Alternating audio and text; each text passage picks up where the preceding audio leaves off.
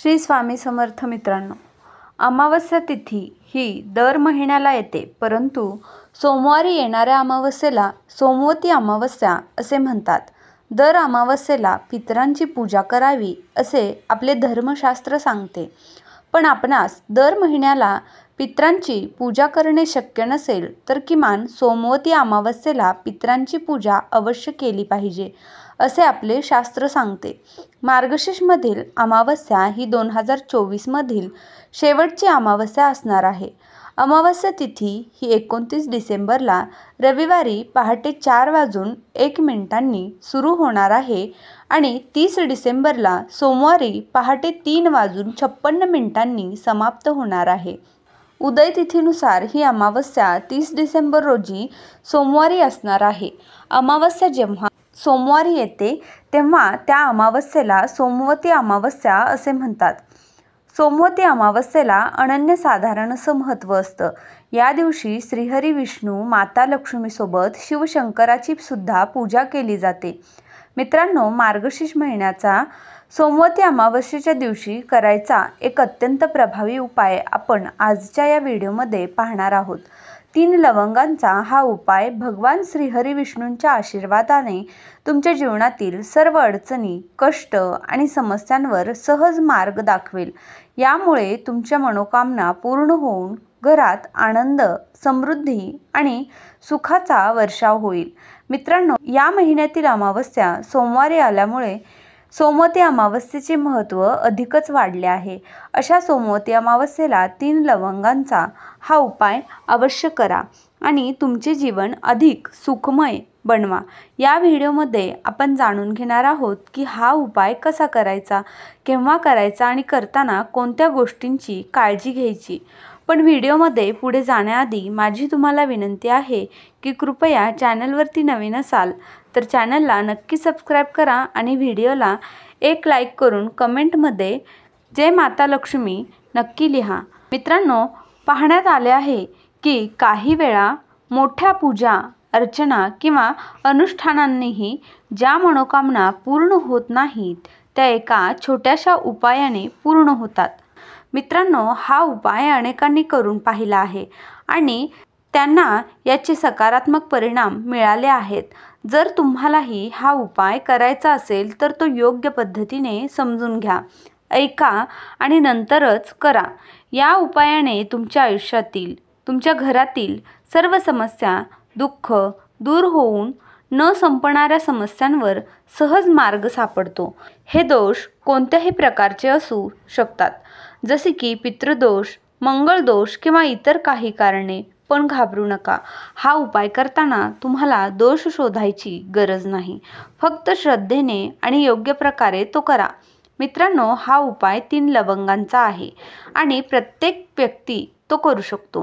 घरातील माता बहिणी, वृद्ध तरुण किंवा अगदी लहान मुले सुद्धा, विशेषतः माता बहिणींनी घरासाठी आणि घराच्या समृद्धीसाठी हा उपाय अवश्य करावा. कारण त्यांच्या श्रद्धेने लक्ष्मीचा वास घरात अधिक स्थिर होतो. चला तर मग आता जाणून घेऊया की हा उपाय कोणत्या वेळेस करायचा आहे.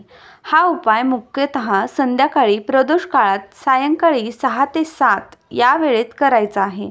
काही लोकांच्या मनात प्रश्न असतो की जर आम्हाला उशीर झाला तर उपाय कसा करावा. मित्रांनो, 7 ते 8 वाजेपर्यंत हा उपाय करणे शक्य असेल तर तो जरूर करा. हा उपाय तुमच्या जीवनातील अनेक समस्यांचे समाधान करू शकतो. जर तुम्ही आर्थिक अडचणीत असाल, नोकरी मिळत नसेल, व्यापारात यश मिळत नसेल किंवा अधिक कोणत्याही समस्यांनी त्रस्त असाल तर सोमवती अमावस्येला हा उपाय करा आणि त्यांचे सकारात्मक परिणाम अनुभवा. चला तर आता पुढे जाणून घेऊया की सोमवती अमावस्येला 3 लवंगांचा उपाय कसा करायचा. आणि या उपायासाठी तुम्हाला एक मातीचा दिवा लागेल आणि 2 अखंड फूल असलेल्या लवंग लागतील. लवंग अजिबात तुटलेली नसावी, खंडित नसावी, साबूत अखंड लवंग घ्यावी. यानंतर तुम्हाला काय करायचे आहे तर थोडेसे काळे तीळ घ्यायचे आहेत जे पितरांना खूप प्रिय आहेत. 2 चिमूट काळे तीळ घ्यावे. मातीचा दिवा घेऊन त्यामध्ये कापसाची जोडवात घालायची आहे. तुम्हाला शक्य असल्यास दिव्यामध्ये तिळाचे तेल घाला किंवा तुम्हाला शक्य असल्यास तूप देखील घालू शकता. त्यानंतर तुम्हाला काय करायचे आहे, त्याच दिव्यात 2 अखंड फूल असलेले लवंग टाकायचे आहेत. त्याचबरोबर 2 चिमूट काळे तीळही त्याच दिव्यात टाकायचे आहेत. आता हा दिवा तुम्हाला महादेवाच्या मंदिरात शिवलिंगाजवळ नेऊन लावायचा आहे. महादेवाच्या मंदिरात शिवलिंगाजवळ असा दिवा लावल्यानंतर जर तुम्हाला शक्य असेल तर तिथेच मंदिरात बसून महामृत्युंजय पाठ करू शकता. आणि जर पाठ करू शकत नसाल तर महादेवांचे मनोभावे ध्यान करा.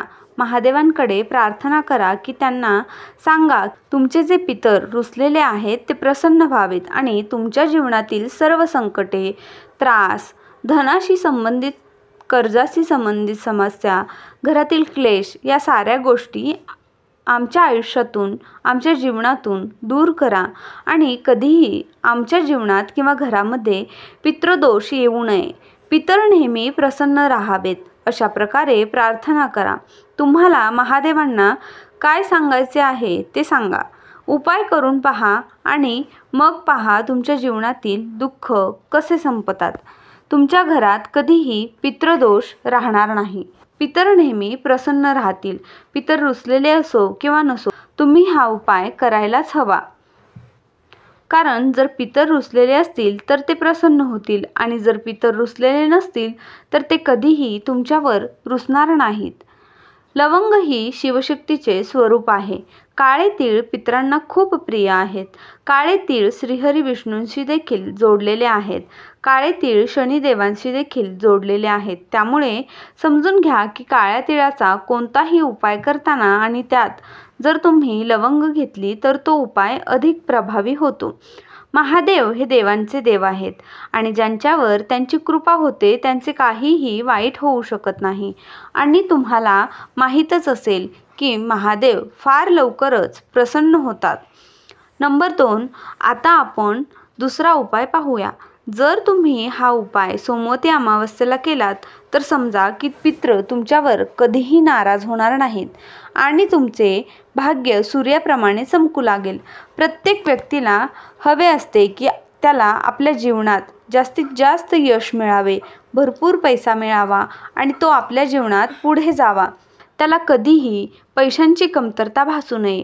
जर तुम्हाला हवे असेल की तुमचे भाग्य ही सूर्याप्रमाणे चमकावे, तुमची भाग्य इतके प्रबळ व्हावे, त्यात इतकी वाढ व्हावी की तुम्हाला हवे ते मिळावे, यासाठी तुम्हाला काय करायचे आहे, तुम्हाला 2 चिमूट काळे तीळ घ्यायचे आहेत.